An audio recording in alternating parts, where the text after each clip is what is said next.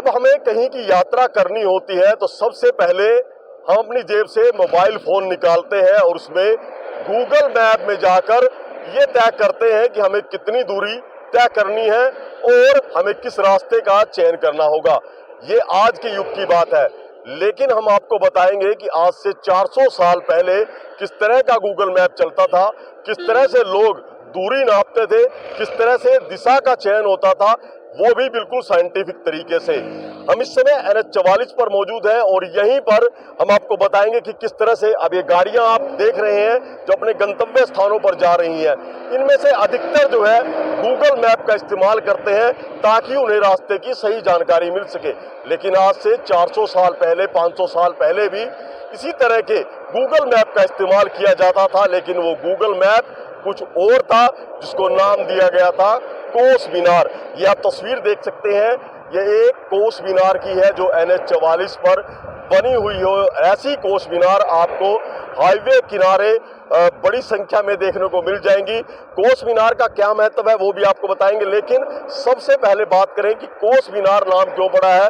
तो हर करीब 3 किलोमीटर के बाद इस तरह की एक मीनार का निर्माण जो है आज से करीब 400 साल पहले 1600 ईस्वी में जहांगीर जो उस समय के बादशाह थे उनके द्वारा करवाया गया था, ताकि लोगों को सही दिशा का ज्ञान हो। इसके अलावा दूरी के बारे में पता चल सके। उस समय में जो भी सैन्य लश्कर जाते थे या डाक पहुंचाई जाती थी दरबार की तरफ से, वो किस तरह से जाएंगे, कौन से रास्ते का चयन होगा, वो सब कुछ कोस मीनार के माध्यम से ही तय किया जाता था।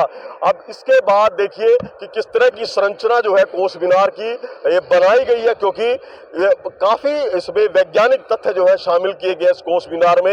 जिस तरह मैं आपको पहले बता चुका हूं कि एक कोस मीनार से दूसरी कोस मीनार की दूरी करीब 3 किलोमीटर जो है वो रखी जाती थी, क्योंकि उस समय जो है कोस जो एक मापदंड था दूरी नापने का, और अब किलोमीटर में नापी जाती है। लेकिन उस समय ये कोस मीनार का निर्माण आप देख सकते हैं कि 1600 ईस्वी में सम्राट जहांगीर ने मुल्तान के फौजदार बाकिर खान को पुराने शाही मार्ग पर प्रत्येक कोस पर ये कोस मीनार बनाने का आदेश दिया था। तो ये शाही मार्ग हुआ करता था उस समय, और ये कोस मीनार जो है 1600 ईस्वी के करीब जो है बनाई गई थी। अब बात करें इसके ढांचे की कि किस तरह का ये संरचना जो है रही हुई, क्योंकि इसमें भी एक वैज्ञानिक तथ्य है।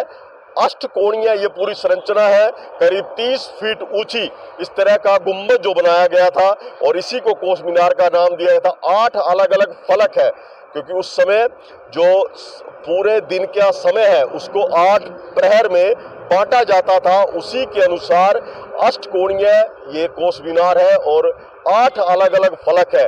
और यहीं से न सिर्फ लोगों को जो समय यात्राएं करते थे दिशाओं का ज्ञान होता था, बल्कि समय का ज्ञान भी इसी कोस मीनार के माध्यम से उन्हें मिल जाता था।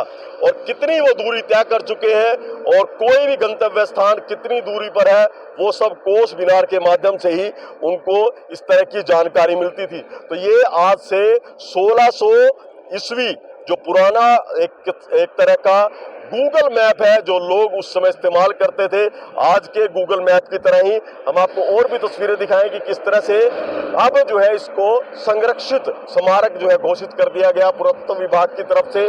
और ऐसे कोस मीनार आपको NH-44 पर ये कहें कि दिल्ली से लेकर पेशावर तक जो है हर एक कोस पर आज के करीब 3 किलोमीटर के बाद इस तरह के कोस मीनार जो है वो दिखाई देते हैं। अब इनको संरक्षित इमारत जो है घोषित कर दिया गया है। और जिस तरह से उस समय जो लोग यात्राएं करते थे उनको किस दिशा में जाना है, कितनी दूरी तय करनी है, ये सब जो है कोस मीनार के माध्यम से ही उनको जानकारी मिलती थी। और आप देख सकते हैं कि किस तरह से ये गुम्बद जो है अष्टकोणीय है, दिन भर के 8 प्रहरों को किस तरह से यहाँ टाइम का भी जानकारी उस समय दी जाती थी। इसके अलावा या दूर तक इस कोस मीनार को देखा जा सकता था। अभी ये गहराई जो है इसकी कर दी गई है, लेकिन ये करीब 30 फीट ऊंचा जो है स्ट्रक्चर उस समय का रहा था, और काफी दूर तक जो है लोगों को कोस मीनार के बारे में पता चल जाता था कि यहाँ पर कोस मीनार है। और अब इन मीनारों को संरक्षित कर दिया गया है पुरातत्व विभाग की तरफ से। और कहीं ना कहीं ये बेहद दिलचस्प है कि आज हम गूगल मैप जिस तरह मोबाइल में निकाल कर देख लेते हैं, उस समय में लोग जब यात्राएं करते थे तो उनको इसी कोस मीनार के माध्यम से तमाम जानकारियां मिलती थी और इसी तरह की कोस मीनार के जरिए वो अपने गंतव्य स्थानों पर भी पहुंचते थे।